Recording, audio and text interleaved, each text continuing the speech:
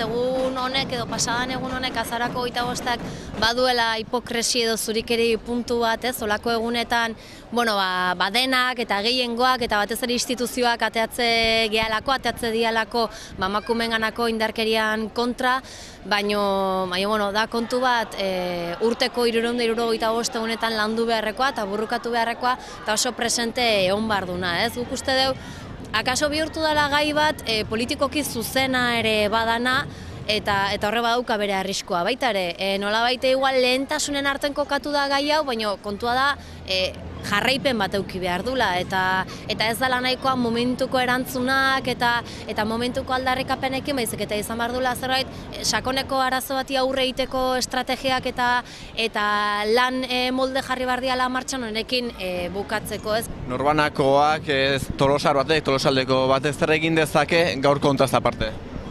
Nik uste eguneroko tasunen, ez? Hausnartu, zeharreman ere dauzkan ingurun, mutil nesken artean batez ere, nerabetan esate deu, nola, areagotzen nahi dian kontrol mekanismoak, ez? Indarkeria sexista ez da bakarrik erailketak, bortxaketak edo eraso fisikok, baizik eta askoz gehiago da. Izan daiteke txiste bat, izan daiteke mobietik, whatsappetik erabat kontrolatu daukitza bikotea modu asko daude, ez? Eta nik uste erreproduzitzen nahi diala, gizarte aldatzen nahi da nenean eta tresna berri sortzen nahi da nenean, sistema beak ere erabiltzaitula tresna horien nolabait kontrol mekanismo horien mantentzeko eta beti azken helburua da nolabait emakume bigarren mailako mantentzea, ez menpeko mantentzea. Mobilizazioak deitzen dira, jendeak parte hartzen du, nola baloratzen duzu jendearen parte hartzea?